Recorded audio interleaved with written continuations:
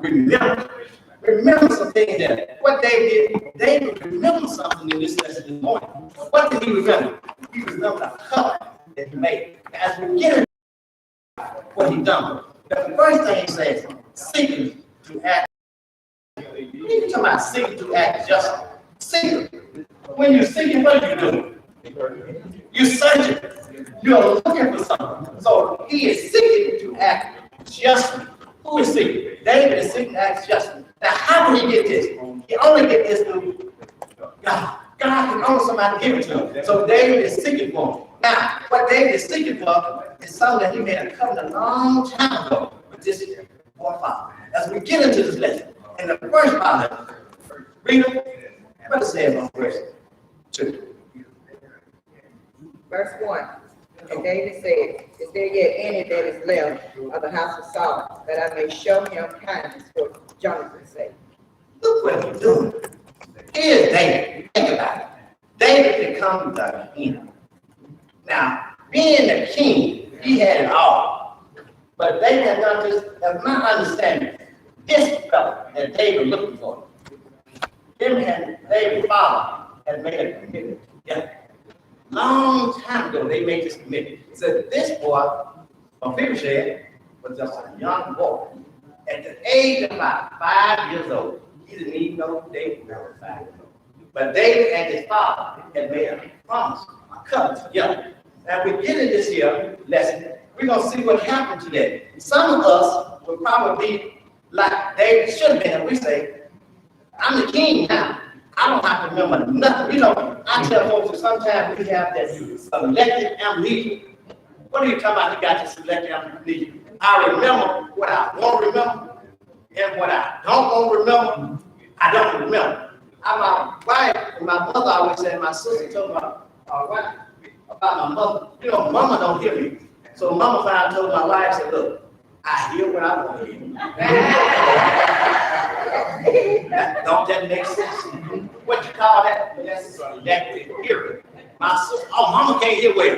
Mama flew them. She don't want to hear what they got to say. So here we go here. We talking about some selective stuff. So David, he didn't forget about that. David thought about what happened. And then she just told you what that verse 1 told us about David. Now, as we continue to read that, David said, if there's anybody left, do we have anybody left in this family? Now, what would you do if you were the king? And think about what Saul had done to you. What did Saul try to do to David? Kill him.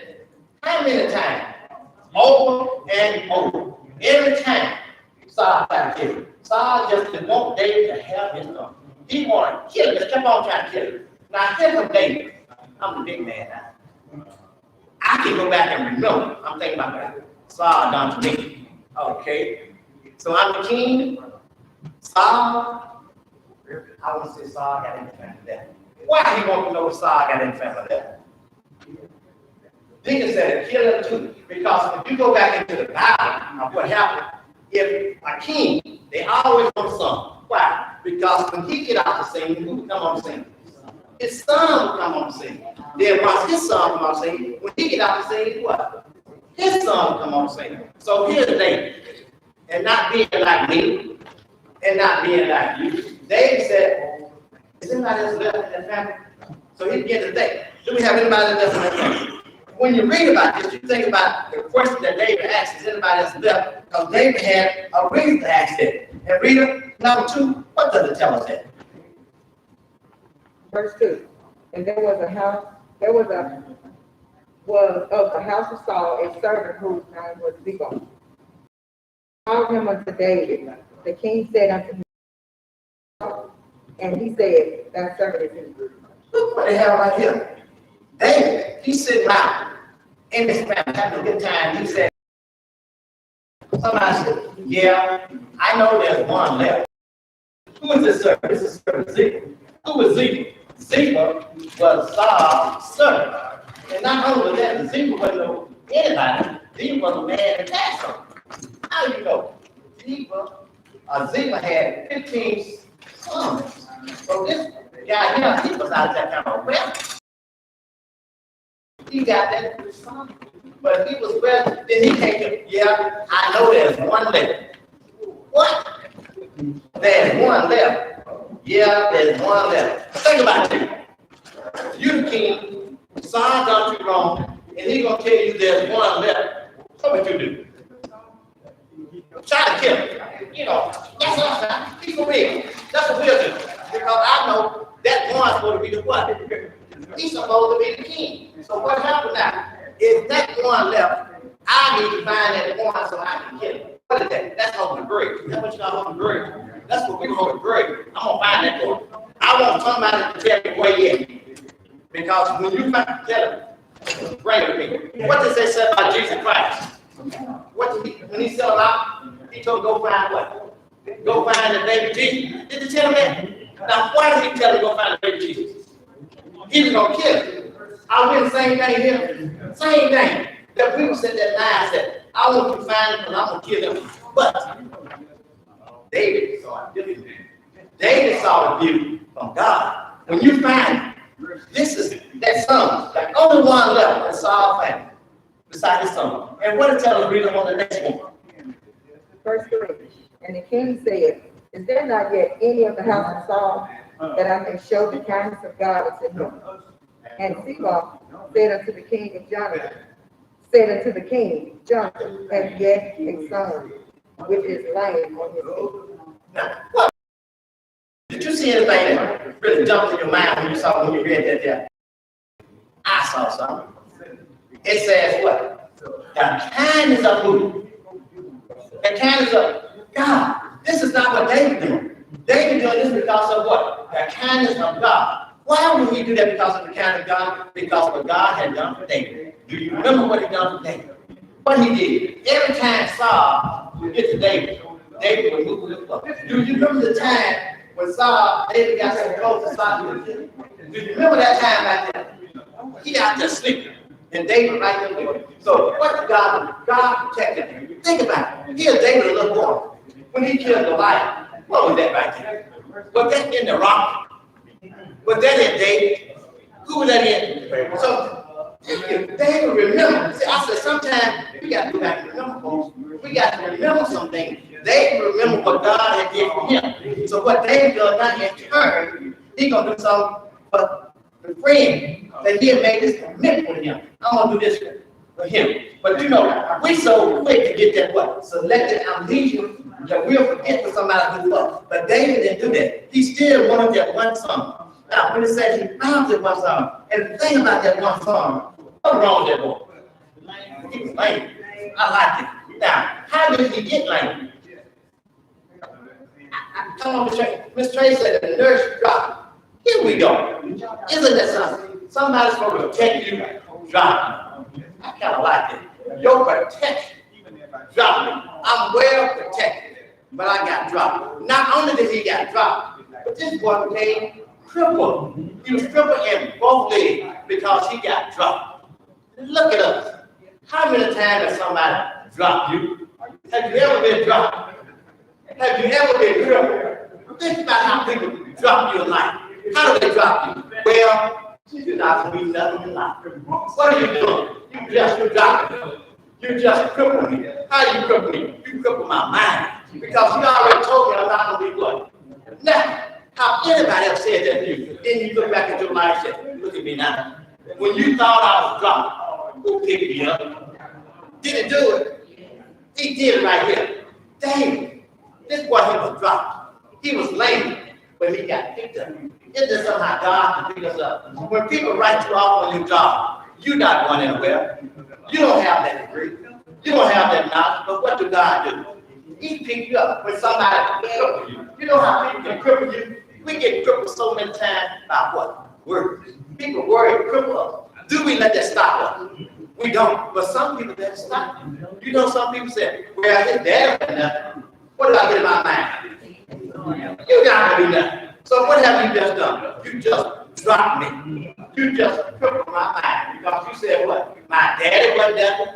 My mama wasn't nothing. My auntie wasn't nothing. So that means you're not going to be nothing. So what you got to do? You just cripple me. So now, well, people share with somebody crippled. We're crippled today with people how they cripple us. You know, I remember in school how they cripple some of those kids. The special kids, you know how they cripple them? That boy is a special ed. He's not ever doing things. But just don't happen what God do. God picks some of the special ed up, and God do things with those kids. But what do? We cripple that child. We just mess up that child. We know better than people shit. We do the same thing. How you cripple a person. And when you get into my head, am I right about that? That's how you cripple people. You cripple them in their head. And read them. What did that next verse tell us? Verse 4. And the king said unto him, Where is he?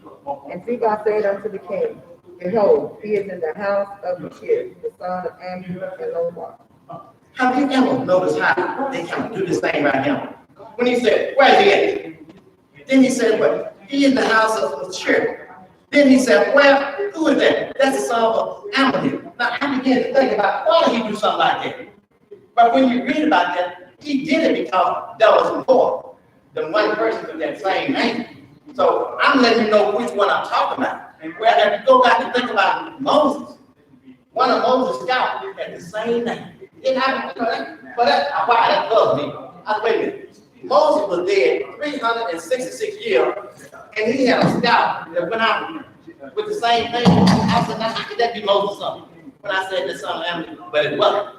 This time out. Another. Then I read it along. Bathsheba had a brother by the same name. So that's why they gave it his name, the son of Ammi. I said, okay. And then I kept looking at this and said, why was that? It was a little town. And look at that town. I look at that town. That was a town that wouldn't even fit for nobody to be there. Now in that town, wasn't fit for nobody to be there. Who do you have there? You have the son of You have the grandson of the king. Where is he at? He in that Lodabar. Isn't that something? He is this right here in the Lodabar. When I think about Lodabar, I think about when you go through Dublin. If you bet your eyes, what happens? You're out of Dublin. So Lodabar was the same thing. When you go to Lodabar, it was just a little small place that if you bet your eyes, you're not there. So, he said, there you go. Don't do that big. We got some clip out, folks. If you bet your eyes, you're out of it. This is sound of Lodabar. This is one of the small places that you bet your eyes. Now we got another. If you go to Holland, if you bet your eyes, you're out of it. So this is how the Lodabar. But my picture is, I'm trying to tell you, it was just a little small town. But in this town, look who you had there. You had the grandson of the king. But the problem with that grandson of the king, he was running, the nurse was running because they had a new king in town. So what she was doing, she was getting him out of there. And on her way, as Miss Tracy said, she dropped him. And that's when he came broke. This child here is in that town, that little small town. Nobody wanted to be there. They said in that town, you didn't even have a pastor. It was just that bad. Miss Tracy.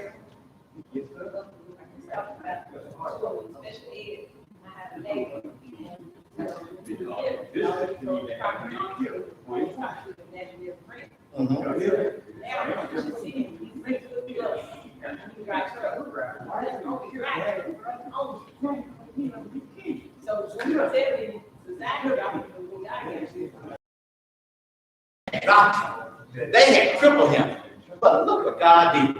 You probably know some folks like that. They have really hard, but God come right along. You can write me off, but God gonna write me on. So you go ahead and write me off.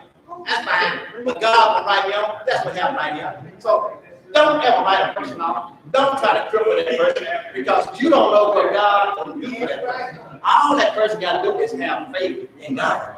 I know a lot of people, but God is a son of mine. But what happened? They written them off. I said they because they is those people that know everything. And then when you get through with that, they know everything. They know what? No thing, nothing, nobody out. They don't do that. Because you don't know what God has in store for you. So what you need to do is what? Help that person. Because you don't know. As I told you when I first started teaching, we had to pay my door. Special ed, EMR, and all that. I took it off my door. My kids were just like everybody else. I knew they could do it. All I had to do is do my job and help them do it. What do? We write them off. You write those children off. Don't write them off. What you need to do is help those children. But we don't do it. We're going to cripple those children for life. This child is not going to be done. Don't do it. But back to what we're saying right here in this little town, the Lord, just a small town, just a blink of an eye. That's why we had decided. And what's the next reader? What we got? Verse 5. And King David sent and fetched him out of the house of Hushai, the son of Amiel, from Lodebar. Now this is what gets sticky. Here I've been high. So this boy here, he was 5 years old when he left. Here now he is 20 years old. He is 20 years old now. And what he doing? He been running. I should say he been in this small place. And what the king said to me, wait a minute. What's the first thing that will come to his mind? Will come to our mind? If I've been running, he said he won't know where they're done. My thought would be, if I've been running, the king sent for me, what is the king gonna do to me? Kill me. Kill me. That's what I'm thinking about. Wait a minute. The king sent for me. Now he's been killed me, so my heart gets a thumping. I've been hiding 15 years, running from the king. Somebody said they know that right. But all of a sudden, the king sent for me. So now, if the king sent for me, I've been running, I'm scared. Nigga said, you in trouble. Yeah, he's in trouble, so he's thinking his mind. That's that mindset. But what happened there, Reader? The next one is jealous. Number 6. Verse 6. Now when Mephibosheth, the son of Jonathan, the son of Saul, was come unto David, he fell on his face and did reverence. And David said, Mephibosheth, and he. When he did get jealous, I heard when he told that the king come out there, he didn't have time to go by and say bye. He didn't go tell his neighbor bye. He didn't go around and say, I'm leaving. When the king sent for him, what did he do? He got his little grip together because he didn't have work. He got his little grip together and he left. And then when he got there, and he found out the king had a smile on his face. Isn't that something? Supposing he had got there, 2 people standing with a sword, waiting on him, looking on him. How do you think he would say? I've been running for all this time, and finally, the king got it. But now, it's not that way. This time, yeah, when he walked into the king had a smile. What he did, he fell down and wept. Isn't that something? That's what they did back in those days. They fell down and wept. That means he giving honor to the what? Honor to the king. In my mind, I would say, this is what I'm supposed to do. When you say, my granddad was a man. But what happened? I've been running so long that I feel so good now that so what he do? He bowed down and give reverence to the king. That's about King David, the man that made a covenant with his dad. Now that's the good part. He made a covenant a long time ago. And what happened? David stayed with him. What we do? If we say something a long time ago, we so bad to say, I can't remember. You can't remember what happened yesterday. Some folks say, I can't remember what happened yesterday. Have you heard people say that? Oh, I can't remember what happened yesterday. But whatever, that's what I'm selecting amnesia. You do remember what happened yesterday. But you don't want to remember what happened yesterday. So here's David right here. This was 15 years ago. And David, what he said, Jonathan and David, they made this deal. Because it said, Jonathan knew that David was going to be a king. So they made this agreement. He's going to take care of whoever. And everything was going on Saul's family except this one child. And this child was lame. Can you imagine a lame child coming up to David? Say he couldn't hardly walk. He was lame in both feet. He came to David and he bowed down to David. And Rita, what happened after this? Verse 7. And David said unto him, Fear not, for I will surely show thee kindness for Jonathan thy father's sake, and will restore thee all the land of Saul thy father, and thou shalt eat the bread of my table continually. What's the first thing he come out and told him to do? Fear not. So I'm telling you now, don't be scared. Kind of relax yourself, son, because I made this pact with your dad. You don't know anything with your dad, so I want you to relax yourself. Now, when somebody tell you to relax, don't you get comfortable. You know, I'm at the beginning that his heart was thumping real bad in his chest. The king sent for me. I'm supposed to be king. Now he's telling me, relax. Fear not. I'm not going to harm you. Now, that's a good feeling like that. That took all the pressure off him. He's already messed up in his legs. Now he comes for the king, but some didn't tell me, fear not. The next thing he said, because of this kindness. Look at that word, kindness. Where do we get that kindness from? We get it from what? God. You have to have that kindness from God. And that kindness, it doesn't come from your mouth. Where does that kindness come from? I see James back there patting his chest. That kindness comes from your heart. When it comes from your heart, it said that from the heart to what? Reaches the heart. So that kindness first comes from God. Then it comes to the heart. From the heart, he gave to this boy right here, who should have been king if you would have saved. But God had already took that from Saul. He said, you will no longer be king. Why did he take from Saul? Because Saul disobeyed God. When you disobey God, whatever God got for you, you disobey God, and God take it from you. Can't no man give that to you. Do you believe that? When God take it, can't nobody give it back. Whatever God do, and what God give you, can't nobody take it. How that song said, what is for me is for who? It's for me. I don't care how you try to put something in my way. What God got for me is only for what? Only for me. But what I got to do, I got to live like God wants me to live in order to get what God got for me. So if I get what God got for me, I don't care what you say about me. I don't care what you do to me, because I know God got me. What's that? God got my back. If God got my back, I don't care what you got for the front, because I know God got my back. That makes sense. So right here, God had this boy back. He had his back with David. Look at that. And then, I like about that, yeah? He said, son, what I'm going to do, everything that I got, your dad, that man, I'm going to do what? I'm going to give it back to you. Because it's from your grandfather. Everything. Would you believe that? All that is for the head, I'm going to give it back. Now, let's look at us. What happened if we get to that position? My little roll said, we're not going to give you none of that. The first thing I'm going to give you, I'm going to try to give you death. Because I don't want you to be here. If I don't give you death, I'm going to make it so hard that you wish you was dead. Because I am the what now? I am the king. I honor this thing. God made me the king. So, with all this being said, I think that's a question. Anybody else got something to say about that? I got to get this down. I'm going to finish it. All right, that question says, what are the challenges? Oh. I'm a big cheese, I'm saying, not going to give it to her. She said she's a big cheese, she's not going to give her some milk. That's us.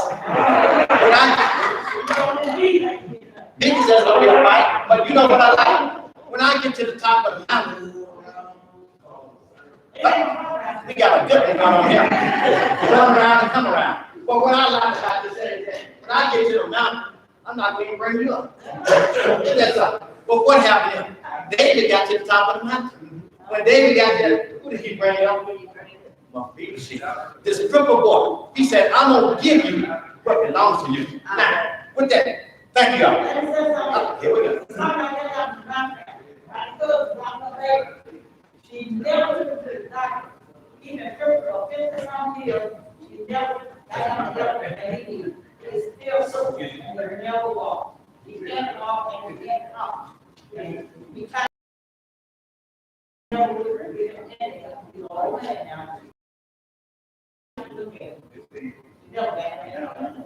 it's a you're not supposed to be my protector. But you are, you're not my protector, you're my enabler because you hate me. You don't want somebody to love you to hurt you. How many people's been loved and been hurt? Love and not to hurt you. But this is what happened right here. This child, he got dropped. Her love for this child. She had love for him. What she was doing, she was trying to take him from the king. Because they knew that the king would kill him. What she thought. This is what she's thinking now. She's thinking like me. That the king would kill him. But that wasn't the thought. This is him. But the question says, what are the challenges of our intentionally seeking to show kindness to those who have wrong? What do you think about that? You did me wrong.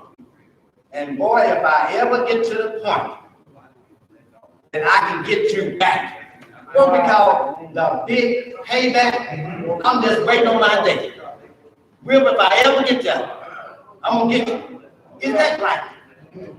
Right here, what did this lesson say? David didn't do that. David remembered. I like the word remember. Sometimes it's good for us to go back and remember. Remember the kindness that you done for me. You know, I didn't have $2 in my pocket. You came along and you gave me $2. Remember that. Now I got to be a millionaire. I'm looking down on you because I never knew you. Wait a minute. I remember when you didn't even have $2 in your pocket. Look what we do. How we look down on people once we get up. David didn't do that. What did David do? David remember. David remember what he made this agreement with his father. He knows nothing about this. But people share, he knows nothing about the agreement. This was David and John. Now, what this lesson showed me that this is true love. This morning we said the love from Jesus. Well, we have the love from Jesus, but this is the love of a friend. It said that these two men, they love each other. That's opposed to a man and a woman. Now, don't you tell me that's some kind of love right there? He loves Jonathan so, and Jonathan loved him so. How do you know Jonathan loved him? Because he told him that his dad was going to kill him.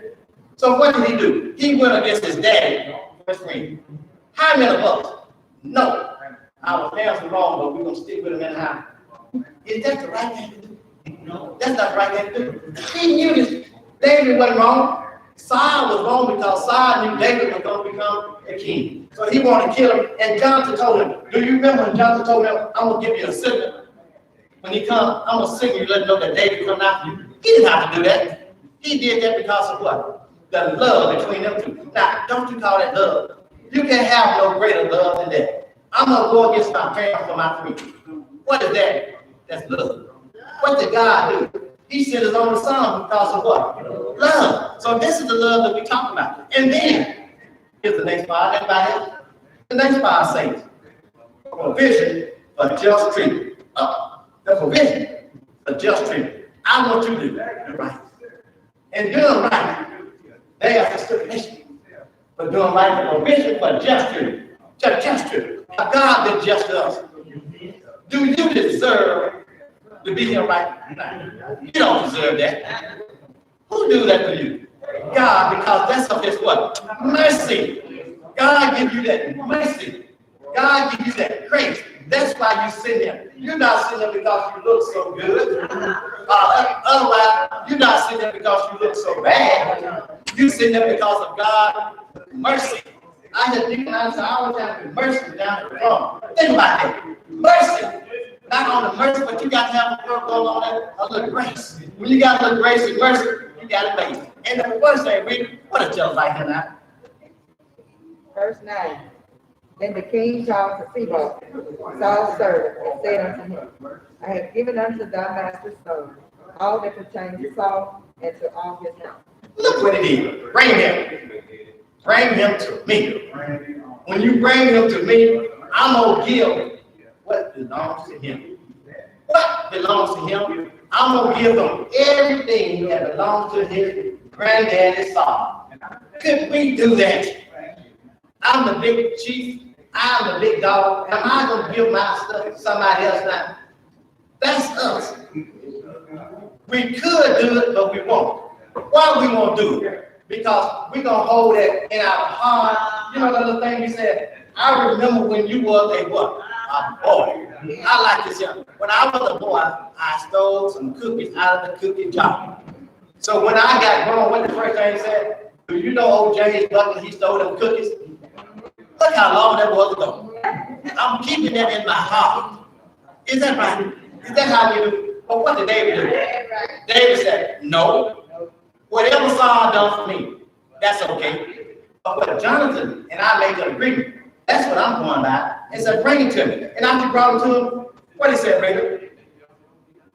Verse 10. Thou therefore and thy son and thy servant shall till the land for him, and thou shalt bring in the fruit, that thy master's son may have food to eat. But Mephibosheth, thy master's son, shall eat bread always at my table.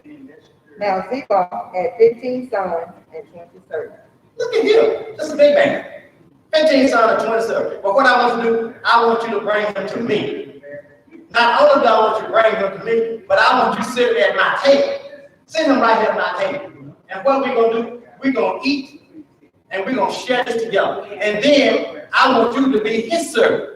Just like you were the servant of Saul, I want you to be his servant. Now tell me if God can do things like that. Because he had the kindness of who? God in it. When you let God lead you and let God be in you, you're going to do what God said do. Look at David. He is a big king. He let him, God lead him and tell him, bring this crippled boy right here. This is a crippled boy that has been written off. Bring him right here. I want to sit down here. We're going to eat. We're going to be happy. And I'm going to give you what's yours. Now, I'm going to give you what's yours. I'm going to give you somebody to take care of you. Now, he know that he couldn't do it. Mephibosheth couldn't do it. Why he couldn't do it? Because Mephibosheth was crippled. He was crippled in both legs. But I tell you what, I'm not going to let that cripple stop me from doing what God wants me to do. Now, do that sound good? You may be crippled, Mephibosheth, but I got a plan for you. What is the plan? I'm going to give somebody to you that's going to do all the work for you. All you got to do is what? Come and sit at who table? My table. Would you believe that he is a king telling him, come and eat at my table? Because you don't know what I've been through, but your daddy knows. And I've been wrong with your daddy. So what I'm going to do, I'm going to honor my promise. How many of us honor our word? They told me that our word is the only thing we have. Do you honor that word? David, I love his wife said yes. David honor his word. I give you my word. When I hate people say, I promise I'm going to do this to you. And when you come to them with their promise, what happened? They got selected amnesia. When did I tell you that? You just told me that yesterday. When did I tell you that? Man, so much happened since yesterday, I can't remember my own name. True in your mind, but it's not true. You do remember your name. That's selected amnesia. So David didn't have that. When we look at the next part right there, when they said, just sit at my table, really, what do we have on the next? Verse 11. Then said Ziba unto the king, according to all that my lord, the king, hath commanded his servant, so shall thy servant do. As for Mephibosheth, said the king, he shall eat at my table. And one of the kings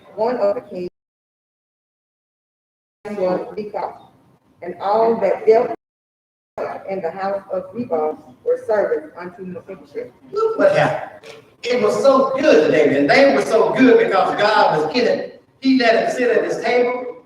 Every time he ate, he came to the table and sit with David. David took him in just like one of his sons. Not only did David took him in, but David took his son in. Now wait a minute, David. I'm taking you in. I mean, Mr. People said, now you want me to take your son in? That's 2 miles I got to do that. Did that sound like us? I'm willing to take you in, but I'm not going to take nobody else in. But what David said, I'm going to take you in, and I'm going to take your son in. What is that? That's nothing but the goodness of God. And what is that? That's nothing but the mercy of God. Because God had mercy on David. David had mercy on Mephibosheth. Look what God can do when you got God in you. God can do everything but faith. What happened right here? This is a story about love. I love who? Love a friend. Love a friend. A friend is closer to you than what? Your brother. Right here, in the point. His friend told him, even though he was dead, but his friend still remembered the covenant they made. You know, sometimes somebody get off the scene, we forget so quick, but David didn't forget. David remember what he said. I told you, whoever, but he knew he was going to be the king, so I'm going to keep this agreement with you. I don't know what's going to happen today, but David knew that he made this agreement with him. With this agreement, I'm going to do what I say. Your word. Your word. Whatever you say, you make it do. But we won't do it. We go back so fast in our word. But David, he didn't do it. So let's keep this in mind, people. Again, think about the mercy of God. God gave us mercy. David gave him mercy. David could have gave him justice. What was the justice David could have given to people said? They can say he could have killed him, but he didn't. He gave him what? He gave him mercy. Because this was a cripple. This was somebody's son. This was a prince. He was a king, grandson. But David looked on him and said, I'm the king now, but I'm going to keep my promise. And then, here's a question. Anybody else got something to say about that? Wait. The question says, what is the challenge involving our leading vengeance to God? and showing mercy to those who have wronged us. Leave what? Vengeance to God. What did we say? Lord, if you just let me, you ask God now, Lord, if you just let me, I'm gonna say, just let me. You ask God, if you just let me, God, I'm gonna show him. God, if you just let me, I'm gonna get the vengeance on him. All I want to do, God, is just let me get there. You ask God to let you do wrong. You want to do some vengeance. God said, I'm the one in charge of vengeance. Vengeance belongs to who? It belongs to me, but what we do? David didn't say that. David didn't say that. This is Saul's grandson. I tell you what, bring him to me, I'm gonna kill him. David didn't say that. David had made a commitment that I'm gonna do something. Yeah. And he did it right here. What would we do? That's the question. What would you do? Would you be like David? Or would you be like Saul? What did Saul do? Saul tried to kill David. And David just ran. So what are you gonna do? Are you gonna be like Saul? Are you gonna be like David? Question. It's up to you to make the decision. But in order to make that decision, you got to let who lead you? You got to let God lead you. When you let God lead you, Psalm said he will lead you all the way. God is no wrongdoer. God is righteous. Through God righteousness, that's why we're here. Through God righteousness. That's why the storm will come through him. God says no better. But with God mercy, with God justice, just let it bypass us. So what did that tell us? We need to continue to pray. We need to continue to get our house in divine order, because any day we can wake up just like this time. Wake up going. But God, he is so good. His mercy and justice is so good, he spared us. Now, since we've been talking about mercy and justice, I think I'm going to end with a little mercy and just a little bit grace. Can I do that? Okay. Give me a little bit of that. Okay. You want me to do it? Go ahead and give me a little bit of it. Grace and mercy, coming through. I'm living each moment because of you. I love to serve him and praise him. Your great mercy brought me through. Thank you. For what? Thank you for grace and what? Mercy. Who got me here this morning? God. God, what got me here? God, mercy got me here. It was not the justice, it was God. Mercy got me here. When you woke up this morning, who woke you up this morning? God. God, what woke you up this morning? God, mercy woke you up this morning. Because you shouldn't have been here. But it was God, mercy that got me here. Through God, mercy. Through God, grace. God, when she sung that song, Grace and Mercy, can you beat it? Can you beat God? Give me. What did God give me? Why? To get myself in line. Because it was nothing but what? Mercy. And that's all I'm going to say. In God's mercy. And I'm going to take my seat in God's mercy.